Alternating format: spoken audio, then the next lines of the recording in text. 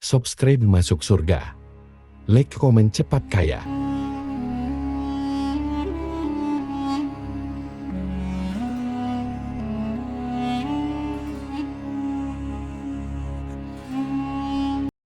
Assalamualaikum warahmatullahi wabarakatuh. Para pemirsa YouTube sekalian, pada kesempatan hari ini saya akan membahas terkait dengan Nabi Sulaiman alaihissalam.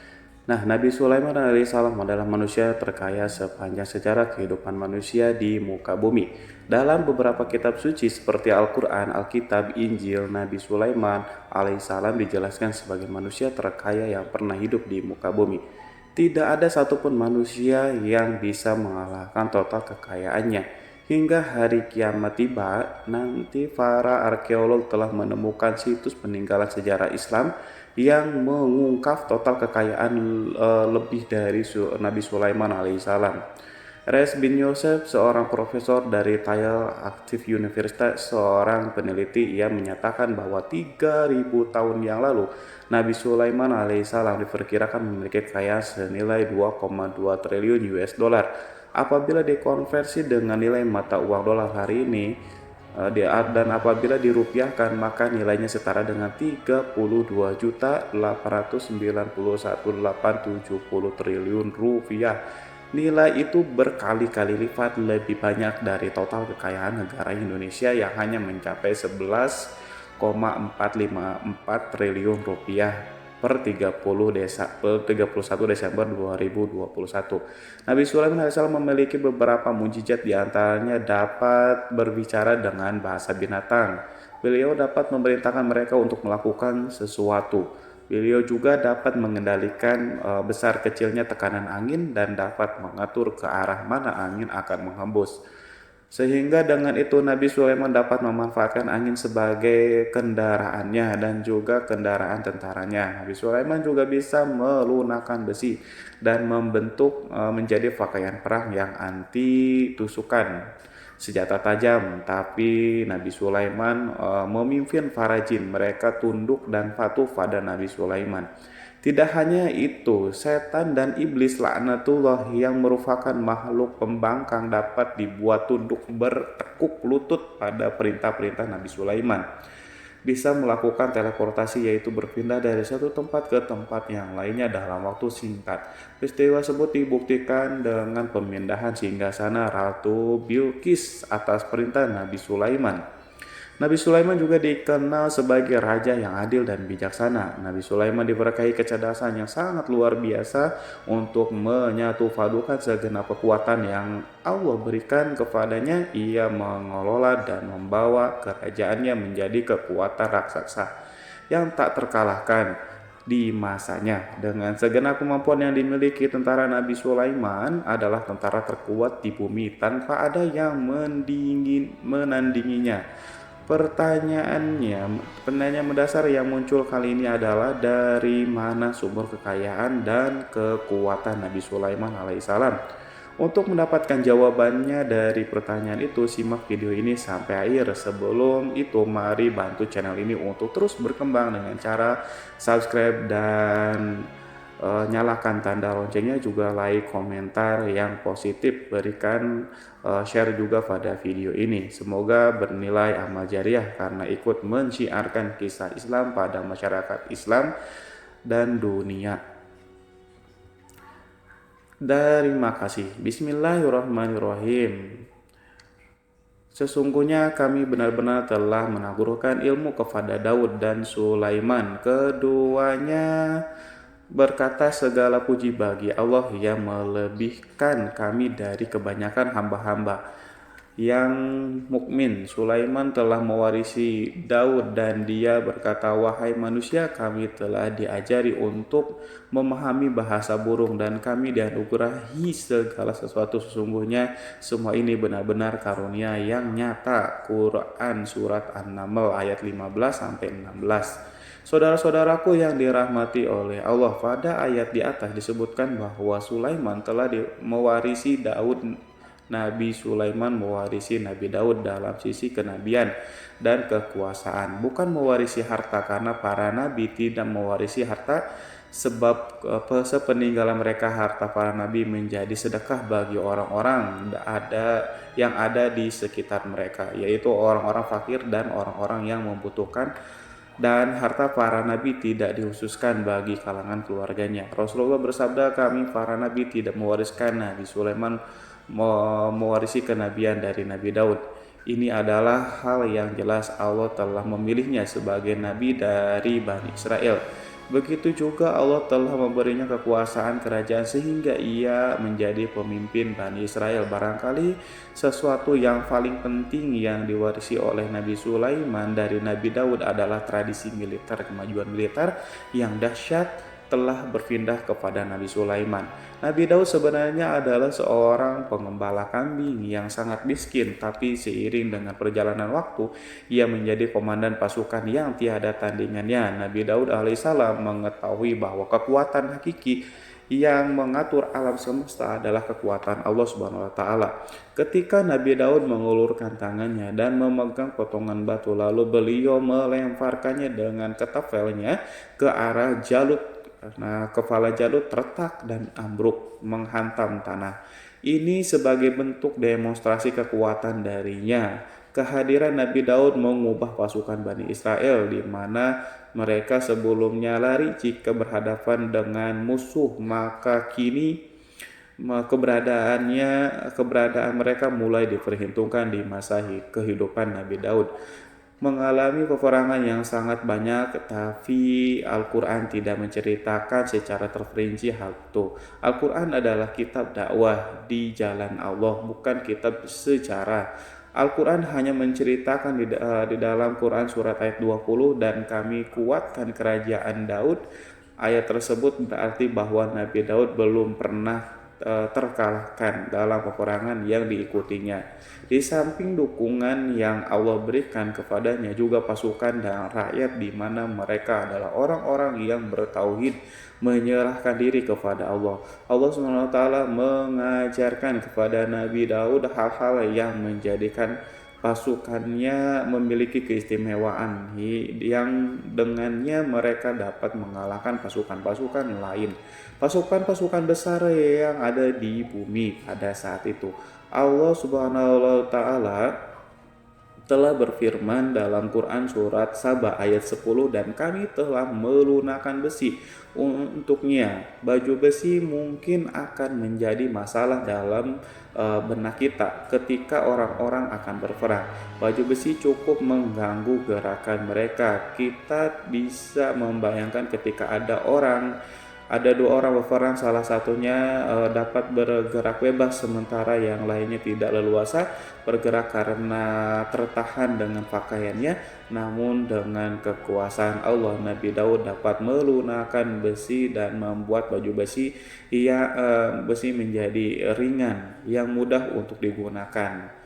Ini adalah kemajuan penting yang Allah berikan kepada Nabi Daud dan tentaranya. Kemajuan itu kemudian diajarkan dan diwariskan dan dimiliki oleh Nabi Sulaiman alaihissalam. Nabi Sulaiman memiliki pasukan yang dahsyat yang melebihi pasukan manapun di bumi saat itu, atau bahkan mungkin saat ini. Bahkan Allah menambahkan karunia-Nya kepada Nabi Sulaiman yang disebutkan dalam Quran surat An-Naml ayat 16. Dan Sulaiman telah mewarisi Daud, dan dia berkata, wahai manusia, kami telah diberi pengertian tentang suara burung, dan kami diberi segala sesuatu. Sesungguhnya ini benar-benar sesuatu karunia yang nyata. Saudara-saudaraku yang dirahmati oleh Allah, pada suatu hari Nabi Sulaiman alaihissalam mengangkat tangannya berdoa kepada Allah. Berdoa kepada Allah antara hati Nabi dan Allah tidak ada penghalang, tidak ada jarak, tidak ada sekat. Waktu tak ada satu pun dari para nabi yang berdoa kepada Allah. Wali doanya pasti dikabulkan. Doa Nabi Sulaiman alaihissalam direkam di dalam Quran surat Shad ayat 35. Nabi Sulaiman berkata, ya Tuhanku, ampunilah aku. Anugerahkanlah kepadaku kerajaan yang tidak dimiliki oleh seorang pun sesudahku. Nabi Sulaiman menginginkan dari Allah suatu kerajaan yang belum pernah diperoleh oleh siapapun setelahnya.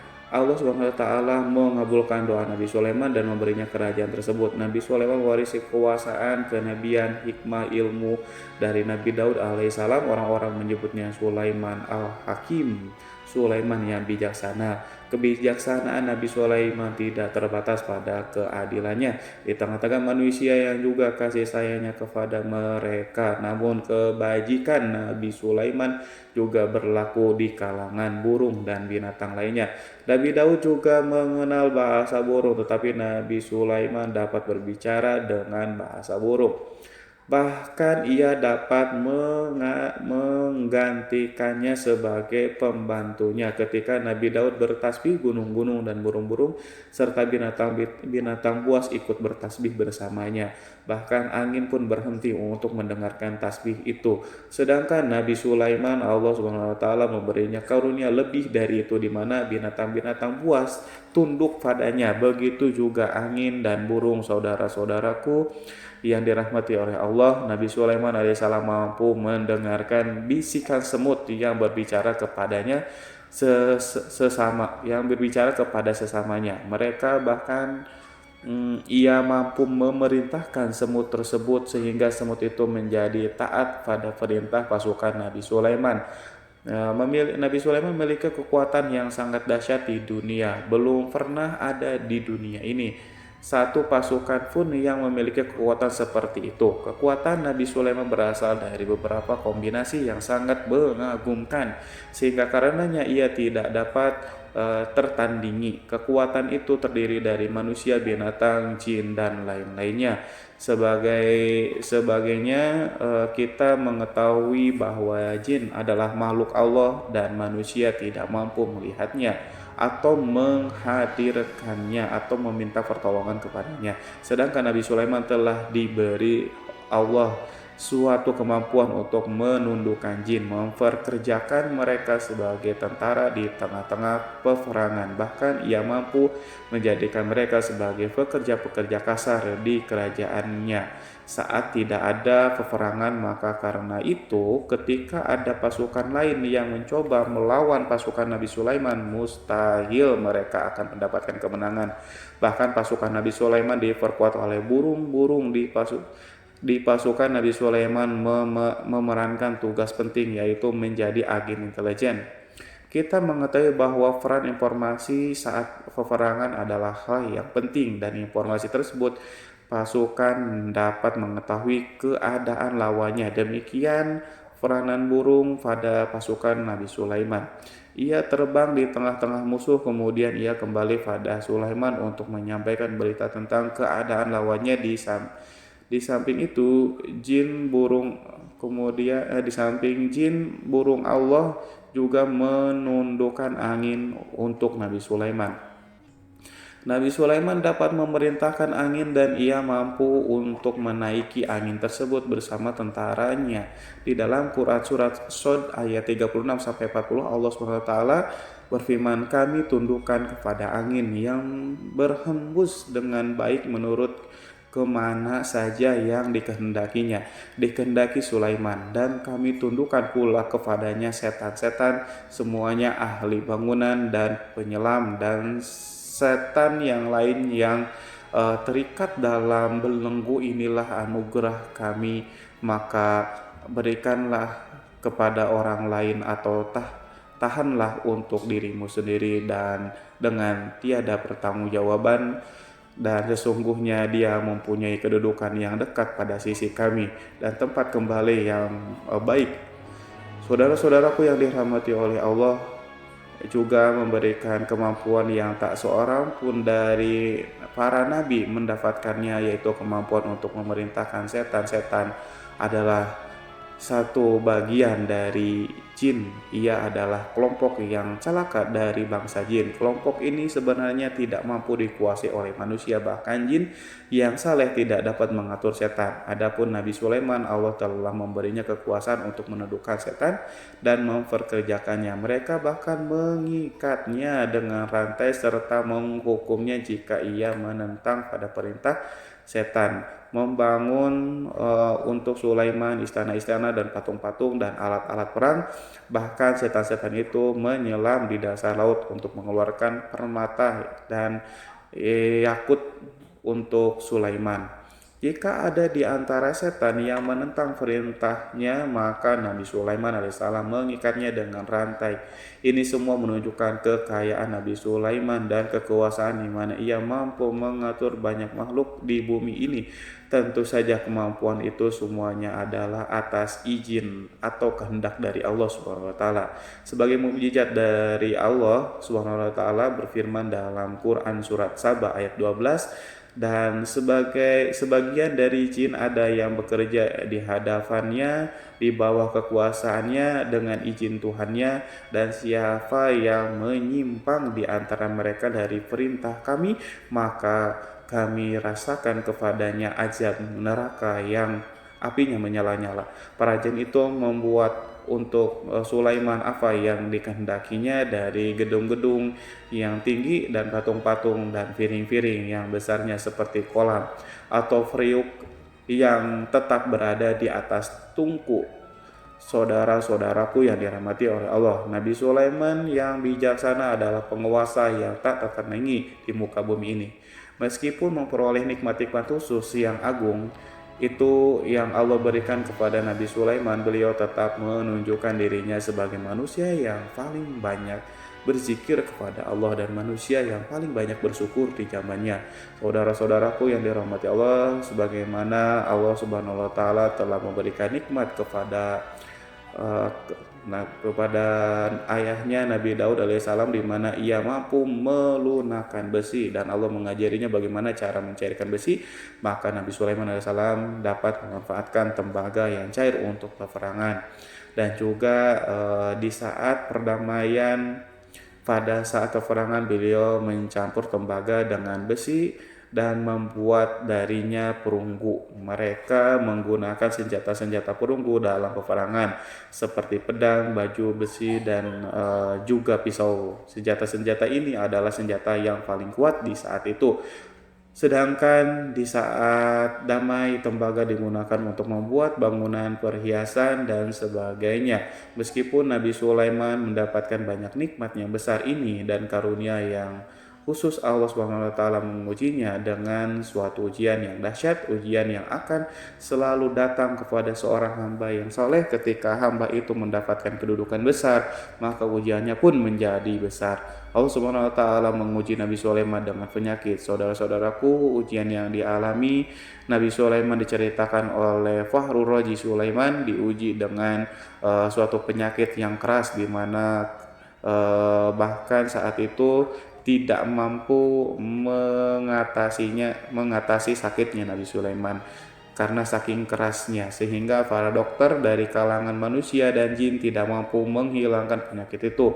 Lalu burung-burung menghadirkan rumput-rumput yang dianggap sebagai obat, tetapi Nabi Sulaiman tak kunjung sembuh. Semakin hari penyakit Nabi Sulaiman semakin menjadi-jadi, sehingga ketika Nabi Sulaiman duduk di atas kursi, ia duduk bagaikan tubuh tanpa roh, seakan-akan ia mati karena saking kerasnya penyakitnya.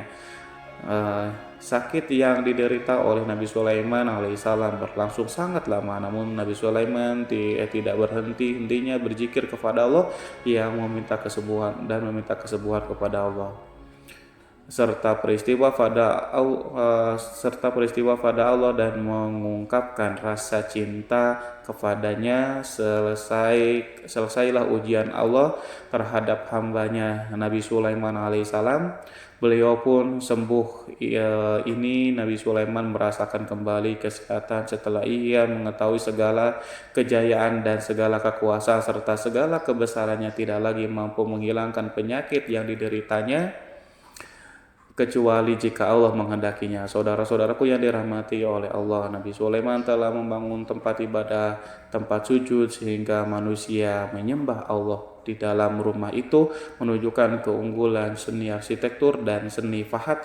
Orang-orang yang membangun rumah itu berjumlah puluhan ribu orang. Tentu setiap kelompok dari mereka memiliki pekerjaan masing-masing. Di antaranya mereka ada yang mencairkan tembaga, di antara mereka ada yang tukang pahat, ada juga tukang ukir, ada juga membelah batu, ada juga yang memotong-motong kayu.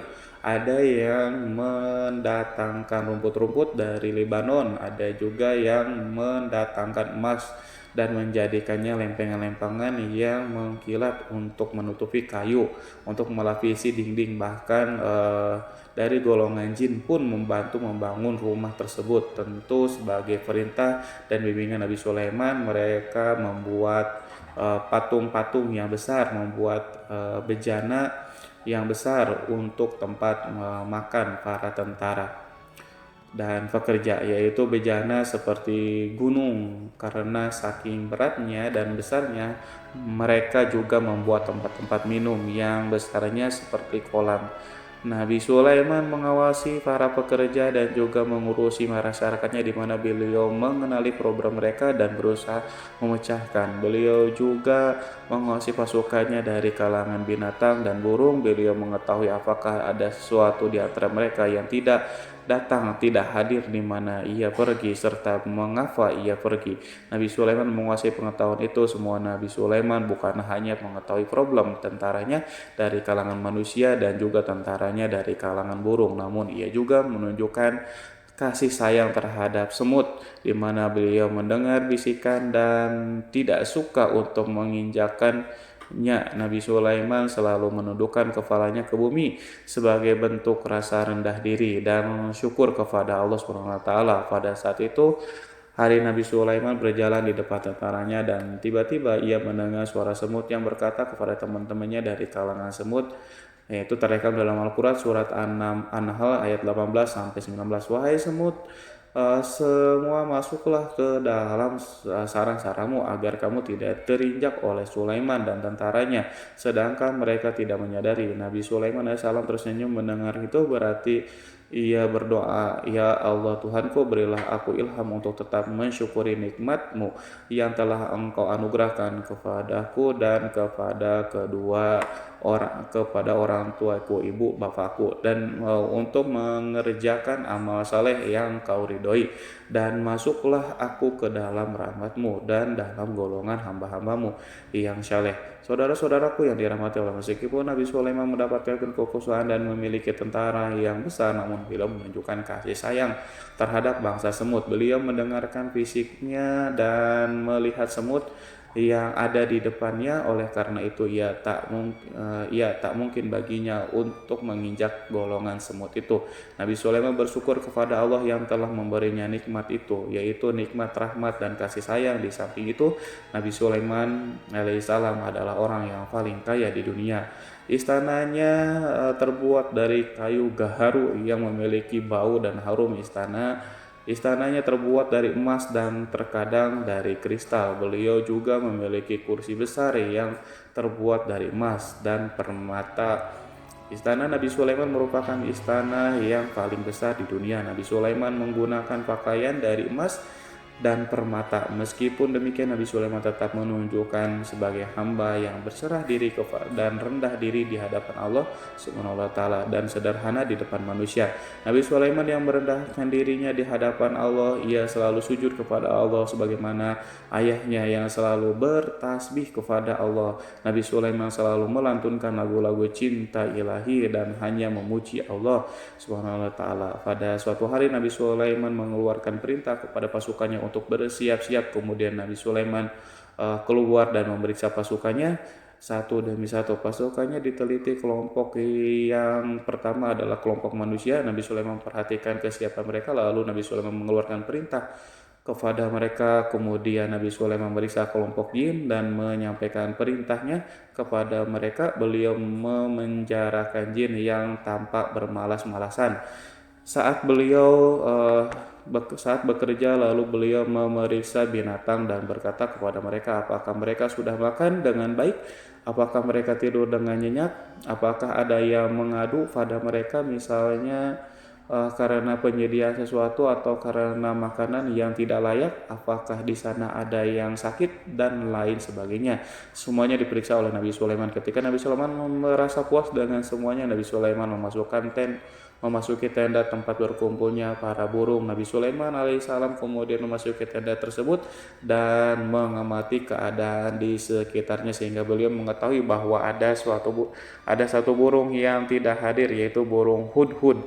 Nabi Sulaiman alaihissalam kemudian berkata kepada yang diabadikan dalam surat An-Naml ayat 20, mengapa aku tidak melihat burung hudhud? Burung-burung yang lainnya tampak terdiam sebagai penghormatan dan mereka mendengarkan apa yang dikatakan pemimpin mereka Nabi Sulaiman. Nabi Sulaiman mengarah ke pandangannya pada semua burung dan tidak menemukan burung hudud di antara mereka. Tak seekor burung pun yang mengetahui keberadaan burung hudud. Absen pada apel wajib kali ini, Nabi Sulaiman memulai menampakkan kemarahannya. Apakah dia termasuk yang tidak hadir? Tiba-tiba seekor burung kecil memberanikan diri untuk berkata kepada Nabi Sulaiman, wahai Nabi yang mulia, seharusnya hudud ada bersamaku kemarin untuk melaksanakan tugas penyelidikan. Ia adalah pemimpin misi itu, namun burung hudhud belum datang. Oleh karena itu aku tidak pergi bersamanya. Burung itu tampak gemetar karena Nabi Sulaiman bahwa hudhud tidak hadir dan tidak seorang pun mengetahui kemana ia pergi. Hudhud pergi tanpa terlebih dahulu meminta izin kepada Nabi Sulaiman dan tidak memberitahu kemana keberadaannya. Dalam keadaan marah, Nabi Sulaiman berkata, sesungguhnya aku benar-benar akan mengazabnya dengan azab yang keras atau benar-benar menyembelihnya kecuali jika ia benar-benar datang kepadaku dengan alasan yang jelas. Kawanan burung-burung mengetahui bahwa Nabi Sulaiman sedang marah dan telah menetapkan untuk menyiksa burung hudhud atau menyembelihnya atau justru memaafkan dengan syarat ia datang dengan membawa alasan yang dapat menyelamatkan, atau dengan kata lain burung hudhud dapat memastikan bahwa ia melaksanakan tugas yang penting. Nabi Sulaiman menunjukkan kemarahannya yang besar sehingga siapapun merasa takut pada Nabi Sulaiman marah, maka kemarahannya akan membelah kebenaran. Kemudian beliau dapat melaksanakan ancaman dengan cara yang mudah. Seekor burung tanpa gemetar ketakutan melihat kemarahan Nabi Sulaiman. Lalu beliau mengeluarkan tangannya ke burung itu dan memegang kepalanya sehingga burung itu pun merasa tenang dan merasa takutnya hilang. Nabi Sulaiman kemudian pergi dari tempat burung dan menuju istananya. Nabi Sulaiman masih memikirkan keadaan burung hudhud. Seharusnya burung hudhud menjadi bagian penting dari badan intelijen. Apakah ia pergi untuk menyingkap sesuatu atau apakah ia pergi hanya untuk bermain-main? Nabi Sulaiman alaihissalam telah memperhatikan dan mengetahui bahwa burung hudhud adalah seekor burung yang cerdik dan juga fasih berbicara.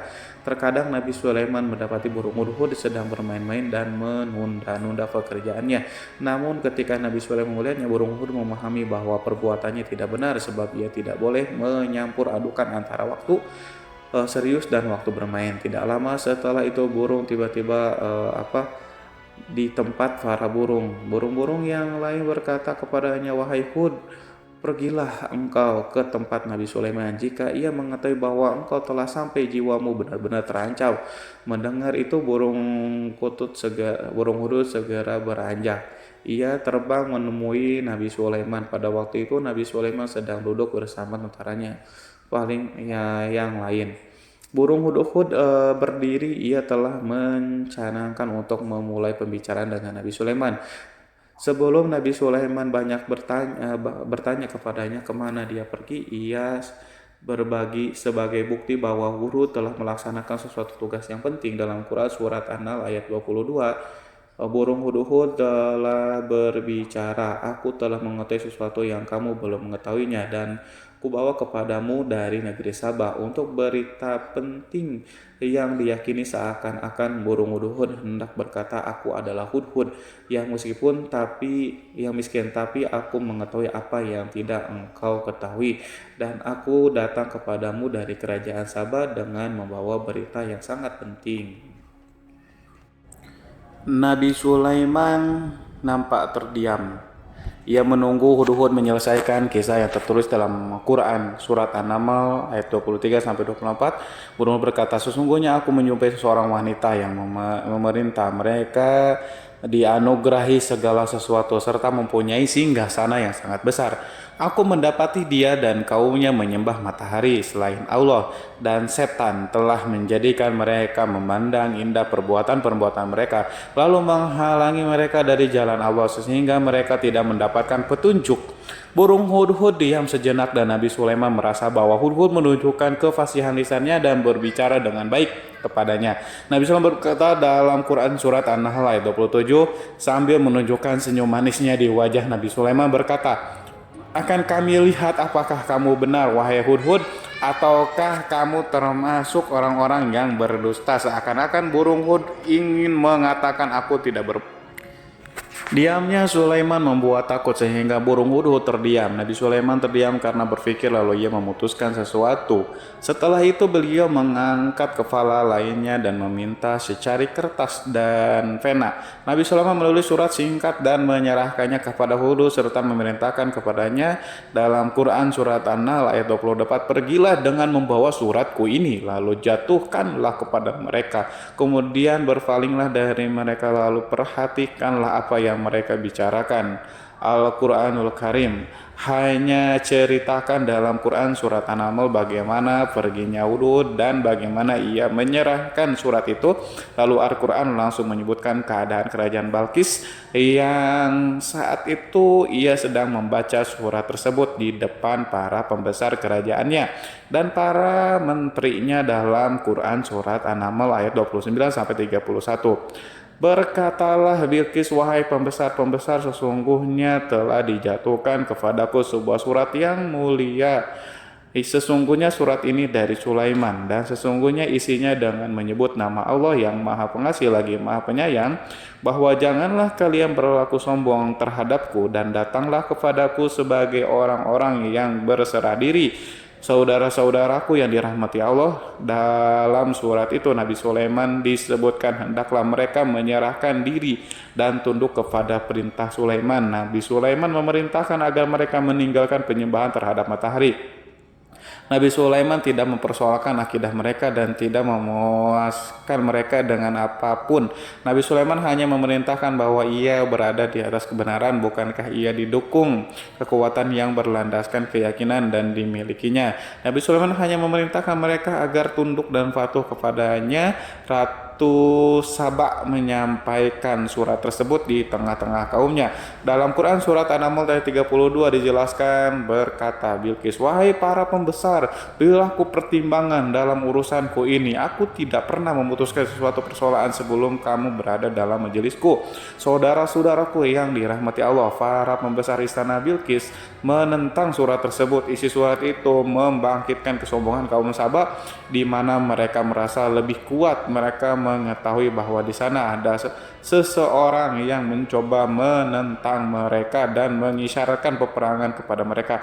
Lalu ia minta kepada mereka untuk memenuhi syarat-syarat sebelum terjadinya peperangan dan kekalahan dalam Quran surat An-Nahl ayat 33. Mereka menjawab, kita adalah orang-orang yang memiliki kekuatan dan juga memiliki keberanian yang sangat dalam. Peperangan dan keputusan berada di tanganmu, wahai rajaku.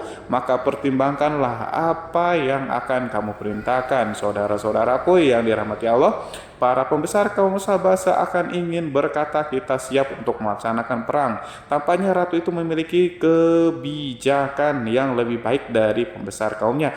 Surat Sulaiman itu membuatnya berpikir lebih jernih dan lebih berhati-hati. Ia berusaha sebisa mungkin menghindari peperangan. Ratu itu berpikir dalam tempo yang lama. Nama Sulaiman tidak diketahuinya dan ia pun belum pernah mendengarnya. Oleh karena itu ratu kaum Sabah tidak mampu mengetahui dan mendeteksi seberapa besar kekuatan Nabi Sulaiman.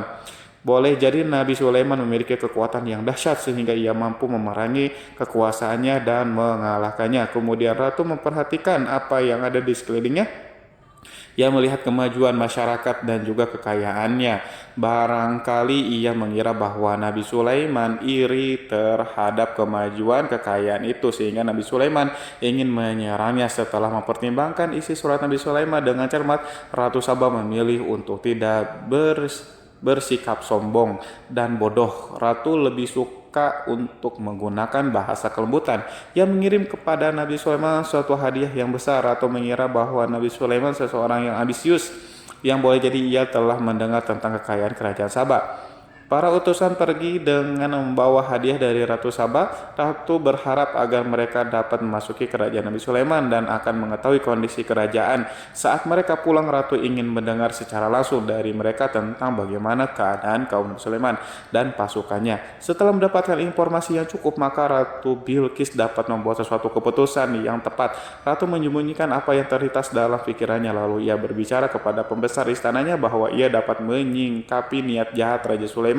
Lalu cara mengirimkan hadiah kepadanya. Ratu lebih memilih cara tersebut dan menunggu reaksi dari Nabi Sulaiman. Ratu berhasil memuaskan para pembesar istana dan untuk sementara ia menghilangkan ide untuk berperang. Karena para raja jika menyerang satu desa, maka pemimpin desa tersebut adalah orang yang paling banyak mendapatkan kehinaan dan kerjaan. Akhirnya para pembesar kaumnya merasa puas dengan pikiran Ratu Bilqis. Saudara-saudaraku yang dirahmati oleh Allah, dalam Quran surat An-Naml ayat 34-35 dijelaskan, Bilqis berkata, dia berkata sesungguhnya raja-raja apabila memasuki suatu negeri niscaya mereka akan membinasakannya dan menjadikan penduduknya yang mulia menjadi hina, dan demikian pula lah yang akan mereka perbuat, dan sesungguhnya aku akan mengirim utusan kepada mereka dengan membawa hadiah, dan aku akan menunggu apa yang akan dibawa kembali oleh utusan itu.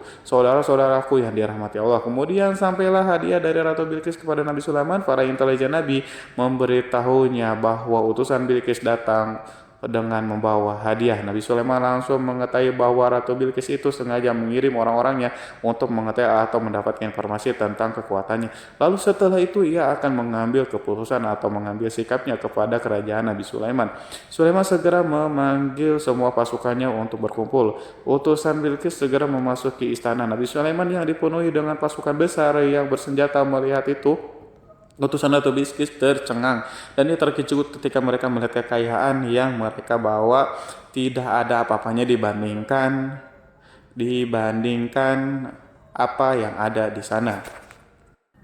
Hadiah mereka tanpa tidak berarti, emas yang mereka bawa tanpa tidak memiliki makna. Saat mereka memasuki istana Nabi Sulaiman yang terbuat dari kayu-kayu pohon gaharu, ia mengeluarkan bau yang harum serta dihiasi dengan emas permata. Para utusan Ratu Bilqis berdiri bersama Nabi Sulaiman dan menyaksikan bagaimana Nabi Sulaiman mengendalikan pasukannya. Kemudian mereka mulai berpikir tentang kekuatan dan kualitas pasukan Nabi Sulaiman. Betapa kagetnya mereka ketika melihat di tengah-tengah pasukan itu terdapat singa, burung, dan tentara dari kalangan manusia yang mampu terbang. Mereka pun sadar bahwa mereka di hadapan pasukan yang tiada tersaingi. Demonstrasi pasukan Nabi Sulaiman. Kemudian para utusan ratu dipersilahkan maju ke tempat hidangan makanan. Para utusan itu sangat terkejut ketika melihat berbagai macam makanan dari penjuru dunia ada di depannya, dan di antara makanan itu terdapat pula makanan yang biasa ditemukan di negeri mereka, tetapi mereka melihat bahwa makanan itu memiliki rasa yang lebih istimewa. Selain itu, piring-piring yang ada di depannya mereka dan dijadikan tempat makanannya terbuat dari emas, dan mereka dilayani oleh laki-laki yang berhias dengan emas. Ratu mereka pun tidak mengenakan hiasan itu di meja makanan itu. Terdapat burung, ikan laut, dan berbagai macam daging yang mereka tidak mampu lagi membedakan daging apa itu. Nabi Sulaiman tidak makan bersama mereka, tapi beliau makan dengan menggunakan piring yang terbuat dari kayu. Beliau memakan roti yang kering yang dicampur dengan minyak. Inilah makanan yang dipilih Nabi Sulaiman. Makan bersama mereka dalam keadaan diam. Mereka merasa kehadiran Nabi Sulaiman menciptakan suatu wibawa yang luar biasa. Selesai perjamuan itu, makanan itu sudah selesai. Lalu dengan sangat malu mereka menyerahkan hadiah dari Ratu Bilqis kepada Nabi Sulaiman. Hadiah itu berupa emas. Bagi mereka hadiah itu sangatlah bernilai tinggi, tapi di sini hadiah itu tampaklah kecil di hadapan kekayaan Nabi Sulaiman yang sangat mengagumkan. Nabi Sulaiman memperhatikan hadiah ratu itu dan berkata dalam Quran surat An-Nahl ayat 36, maka tatkala utusan itu sampai pada Sulaiman, Sulaiman berkata, apakah patut kamu menolong aku dengan harta? Maka apa yang diberikan Allah kepadaku lebih baik daripada apa yang diberikannya kepadamu, tetapi kamu merasa bangga dengan hadiahmu. Saudara-saudaraku, Raja Sulaiman menyingkap dengan kata-katanya yang singkat itu penolakannya terhadap hadiah mereka. Ia memberitahu utusan itu bahwa ia tidak menerima. Ia memberitahu utusan itu bahwa ia tidak menerima hadiah tersebut. Ia tidak merasa puas dengan hadiah itu. Yang membuatnya puas hanyalah, janganlah kalian berlaku sombong terhadapku dan datanglah kepadaku sebagai orang-orang yang berserah diri. Lalu Nabi Sulaiman berkata kepada mereka, pelan hal itu diabadikan dalam Quran surat An-Naml ayat 33, kembalilah kepada mereka, sesungguhnya kami akan mendatangi mereka dengan bala tentara yang mereka tidak kuasa melawannya, dan pasti kami akan mengusir mereka dari negeri itu, yaitu negeri Sabah, dengan terhina, dan mereka akan menjadi tawanan yang hina. Saudara-saudaraku yang dirahmati oleh Allah, Nabi Sulaiman kemudian meninggalkan para utusan ratu setelah terlebih dahulu mengancam mereka. Para utusan itu mengharap agar lebih Sulaiman mau menunggu kunjungan Ratu Bilqis sendiri yang akan membawa misi perdamaian. Akhirnya sampailah para utusan Ratu Bilqis ke negeri Sabah. Mereka segera menuju ke istana sang ratu. Mereka memberitahu bahwa negeri mereka ada di ujung tanduk. Mereka menceritakan kepada ratu tentang kekuatan Nabi Sulaiman dan tidak mungkin bagi mereka mampu melawannya. Mereka meyakinkan Ratu Bilqis bahwa ia harus mengunjunginya dan melihat sendiri bagaimana kebesaran kerajaan Nabi Sulaiman. Kemudian ratu menyiapkan dirinya untuk pergi menuju kerajaan Nabi Sulaiman dan sudah duduk di kursi kerajaan di tengah-tengah para pembesarnya dan para menterinya serta para komandan pasukan. Beliau berpikir tentang sosok Bilqis. Sulaiman mengetahui bahwa Bilqis menuju tempatnya. Meski dikelilingi rasa takut, Nabi Sulaiman berpikir sejenak tentang bagaimana matahari disembah. Ia memikirkan bagaimana informasi yang diterima oleh intelijennya tentang kemajuan kerajaan Bilqis dalam bidang kesenian dan ilmu pengetahuan. Nabi Sulaiman bertanya kepada dirinya sendiri, apakah kemajuan menjadi penghalang untuk mengetahui kebenaran? Apakah ratu itu gembira dengan kekuatan yang dicapainya, dan ia membayangkan bahwa kekuatannya adalah segalanya dengan kemajuan yang dimilikinya. Nabi Sulaiman ingin membuat kejutan agar ratu mengetahui bahwa Islam yang diyakini oleh Nabi Sulaiman adalah satu-satunya yang mampu mendatangkan kemajuan dan kekuatan yang hakiki, sehingga ia dapat membandingkan antara keyakinannya dalam menyembah matahari beserta kemajuan yang mencapainya dengan keyakinan Nabi Sulaiman juga beserta kemajuan yang diraihnya.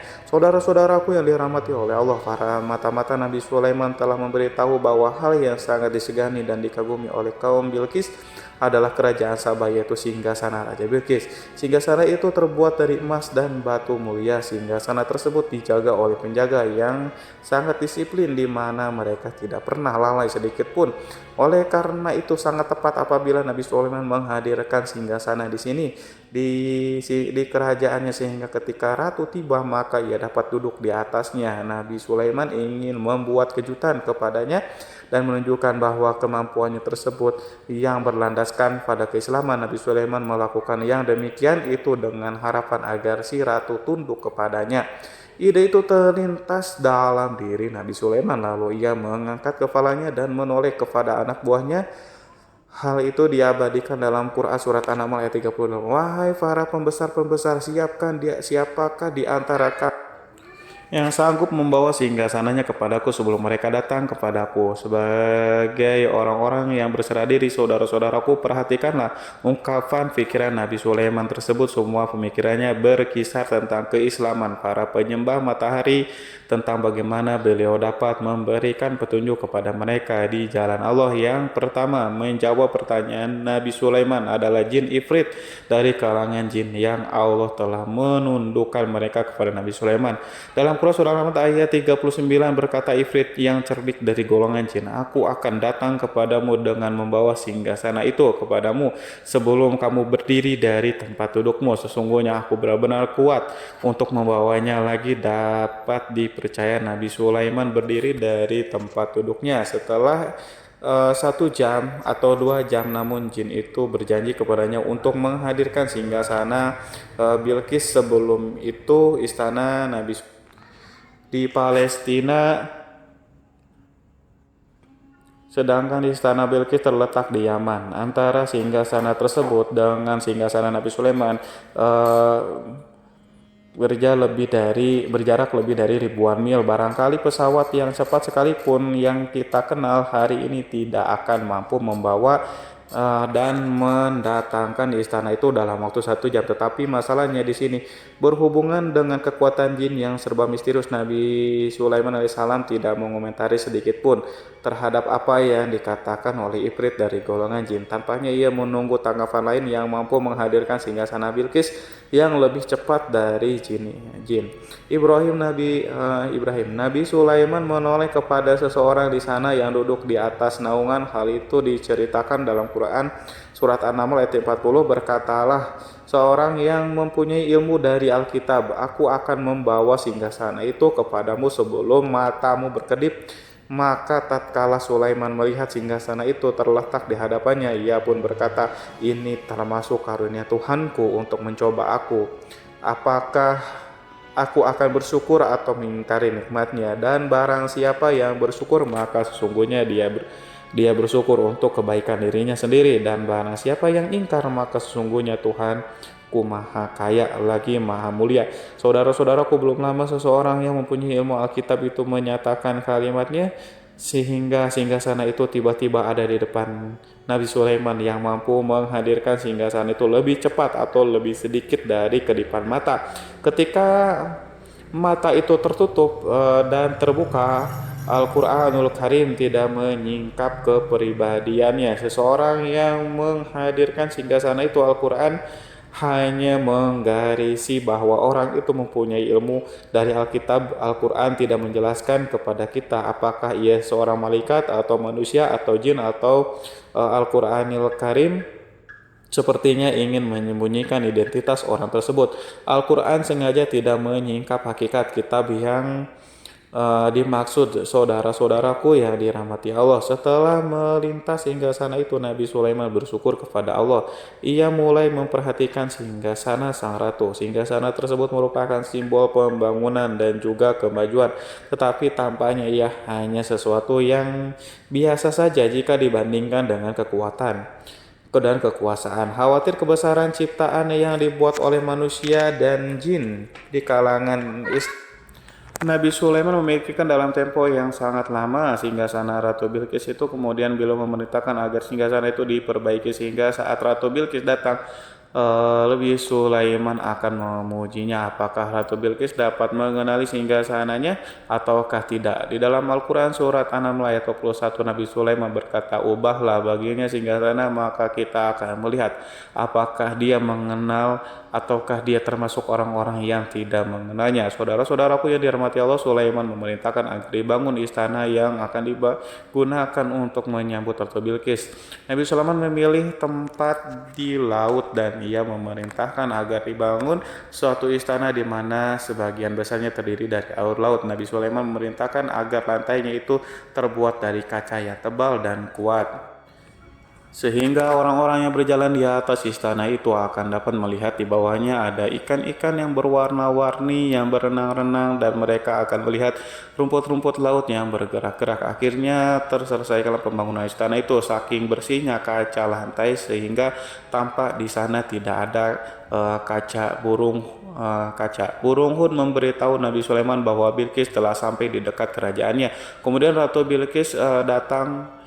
Al-Quran tidak menyebutkan keadaan Nabi Sulaiman saat menyambut Bilqis, namun Al-Quran menunjukkan dua sikap Ratu Bilqis. Pertama, bagaimana sikap Bilqis ketika pertama kali melihat singgasananya yang datang mendahulunya, padahal ia telah meninggalkannya pengawalnya untuk tetap setia menjaga singgasananya.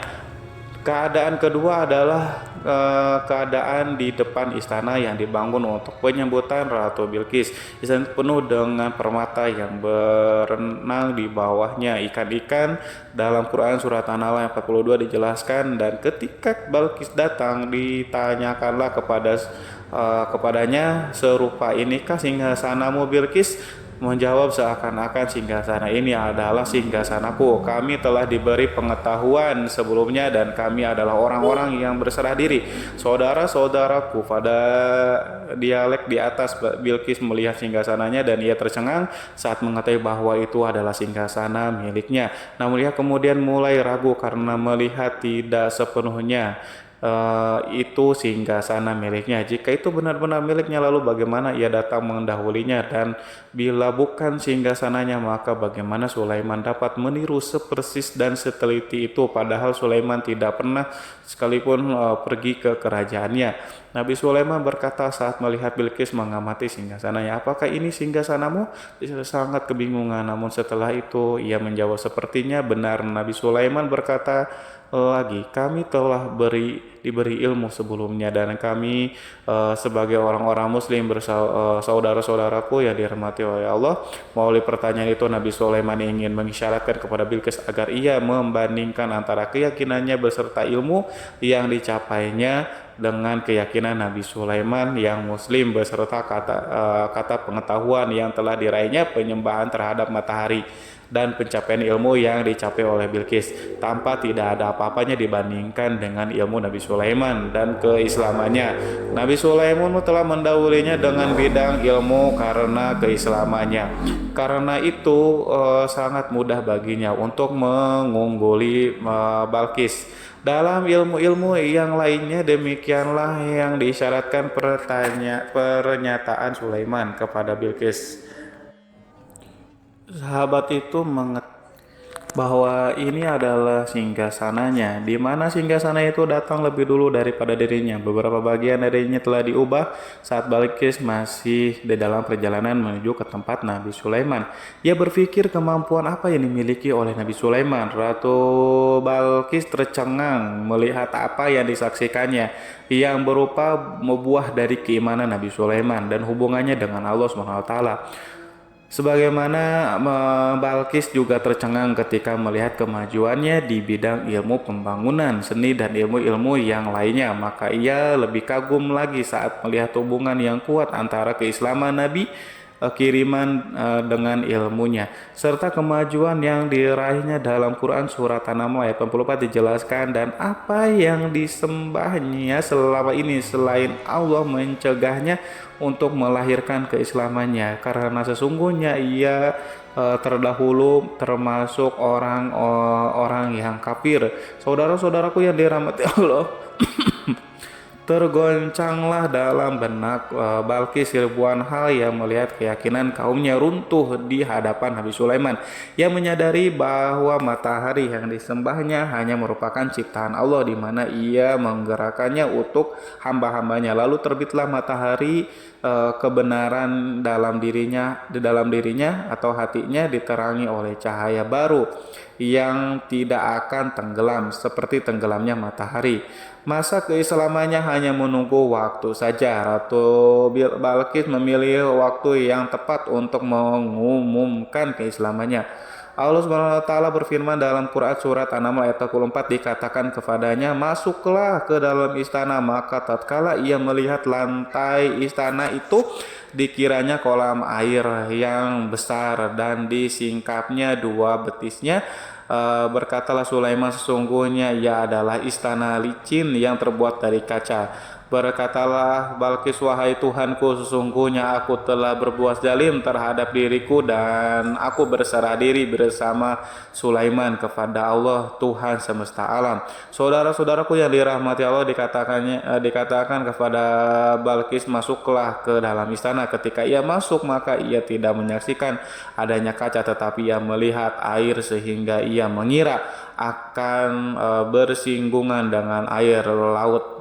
Lalu ia ia menyingkapkan sedikit bajunya agar bajunya tidak basah, Nabi Sulaiman mengingatkan tanpa melihatnya agar ia tidak khawatir terhadap pakaiannya karena pakaiannya tidak akan basah sebab di sana tidak ada air, itu sekedar kaca yang halus yang saking halusnya sehingga ia tidak tampak pada kesempatan itu Balkis mengumumkan keislamannya yang mengakui kelaliman dirinya dan ia menyatakan menyerahkan diri kepada Nabi Sulaiman dan kepada Allah Tuhan semesta alam.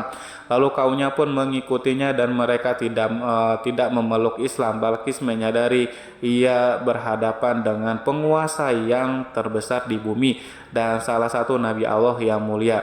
Untuk pertama kalinya wajah Sulaiman tampak dihiasi dengan senyuman yang menunjukkan kepuasannya sejak Balkis mengunjunginya. Demikianlah Sulaiman mewujudkan kejayaan yang hakiki dan menyebarkan cahaya Islam di muka bumi. Saudara-saudaraku, Al-Quran tidak menyebutkan kisah Balkis setelah keislamannya. Para ahli tafsir mengatakan bahwa ia menikah dengan Nabi Sulaiman. Selain itu, ada yang mengatakan bahwa ia menikah dengan salah satu orang dekat Nabi Sulaiman. Ada juga yang mengatakan bahwa sebagai raja Habasyah adalah keturunan dari buah perkawinan ini. Wallahu alam bishawab. Saudara-saudaraku yang dirahmati Allah, Nabi Sulaiman hidup di tengah-tengah kejayaan dan kemuliaan di bumi. Kemudian Allah menetapkan kematian untuknya sebagaimana kehidupan. Sulaiman berada di puncak kemuliaan dan kejayaan yang penuh dengan keajaiban yang luar biasa. Maka kematiannya pun merupakan tanda-tanda kebesaran Allah yang penuh dengan keajaiban. Demikianlah bahwa kematiannya sesuai dengan kehidupannya, sesuai dengan kejayaannya. Allah berfirman tentang kematian Sulaiman di dalam Al-Quran surat Sab ayat 14. Maka tatkala kami telah menetapkan kematian Nabi Sulaiman, tidak ada yang menunjukkan kepada mereka kematiannya itu kecuali rayap yang memakan tongkatnya. Maka tatkala ia telah tersungkur, taulah jin bahwa kalau sekiranya mereka mengetahui yang gaib, tentulah mereka tidak akan tetap dalam siksa yang menghinakan. Saudara-saudaraku yang kemampuan Nabi Sulaiman untuk menundukkan jin dan mempekerjakan mereka serta hubungan mereka dengannya, semua itu menimbulkan fitnah di tengah-tengah manusia dalam hal tertentu, dan kematian Nabi Sulaiman merupakan batasan jawaban terhadap fitnah ini. Kami tidak mengetahui siapa yang mengklaim bahwa jin mengetahui hal yang gaib, apakah itu setan yang terkutuk atau jin yang bodoh atau manusia yang tertipu. Kami tidak mengetahui siapa yang bertanggung jawab terhadap tersebarnya isu yang keliru ini. Yang kita tahu adalah bahwa hal tersebut adalah mempengaruhi sebagian manusia dan jin. Barangkali manusia berkata kepada diri mereka, selama jin melakukan perbuatan yang luar biasa ini, maka apa gerangan yang menjadikan mereka tidak mengetahui hal yang gaib? Manusia itu lupa bahwa kunci kegaiban berada di tangan Allah. Masalah ilmu gaib tidak akan mampu dikuasai oleh jin, manusia, para nabi, dan semua makhluk. Hanya Dia yang mengetahui, dan manusia yang diberitahu hanya sedikit. Sekali lagi, saudara-saudaraku yang dirahmati Allah, seakan-akan Allah telah merencanakan bahwa kematian Sulaiman bertujuan untuk menghancurkan pemikiran itu, yaitu pemikiran bahwa jin mengetahui hal-hal yang gaib. Jin bekerja untuk Nabi Sulaiman selama beliau hidup, dan tatkala beliau meninggalkan maka tugas mereka menjadi bebas. Nabi Sulaiman meninggal tanpa diketahui oleh jin sehingga mereka tetap bekerja untuknya. Mereka tetap mengabdi kepada Sulaiman. Seandainya mereka mengetahui hal yang gaib, niscaya mereka tidak meneruskan pekerjaannya. Mereka, saudara-saudaraku, pada suatu hari Nabi Sulaiman memasuki mihrabnya untuk itikaf, ibadah dan beribadah kepada Allah. Tak seorang pun yang berani mengganggu khalwatnya di mihrab itu. Mihrab Sulaiman terletak di puncak gunung dan dindingnya terbuat dari permata. Pada suatu hari Nabi Sulaiman duduk bersandar pada tongkatnya yang tampak tenggelam dalam tafakur. Beliau berzikir kepada Allah hingga rasakan untuk menguasainya. Lalu setelah itu malaikat maut menemuinya di mihrabnya. Nabi Sulaiman pun meninggal, beliau bersandar pada tongkatnya. Jin melihatnya dan mengira bahwa beliau sedang sholat sehingga mereka pun terus melanjutkan pekerjaannya. Berlalulah hari-hari yang panjang, kemudian datanglah rayap itu, yaitu semut kecil yang memakan kayu. Hewan itu mulai memakan tongkat Nabi Sulaiman. Rayap itu tampak lapar. Sebagian dari tongkat Nabi Sulaiman dimakan beberapa hari oleh rayap. Itu ketika yang dimakan semakin bertambah, maka tongkat itu pun menjadi rusak dan kemudian jatuh dari tangan Nabi Sulaiman alaihissalam. Tubuh mulia itu kehilangan pertimbangan dan kemudian jatuh terhempas di bumi. Tatkala tubuh suci itu tersungkur, maka manusia segera menuju ke arahnya. Mereka menyadari dan mengetahui bahwa Nabi Sulaiman telah meninggal dalam waktu yang lama. Jin menyadari bahwa mereka tidak mengetahui hal yang gaib dan manusia pun mengetahui hal yang hakikatnya.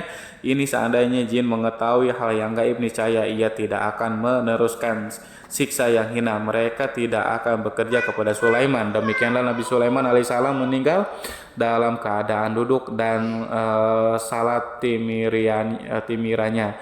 Lalu berita itu tersebar bagaikan api di bumi. Manusia, burung, dan binatang buas mengantarkan jenazah Nabi Sulaiman.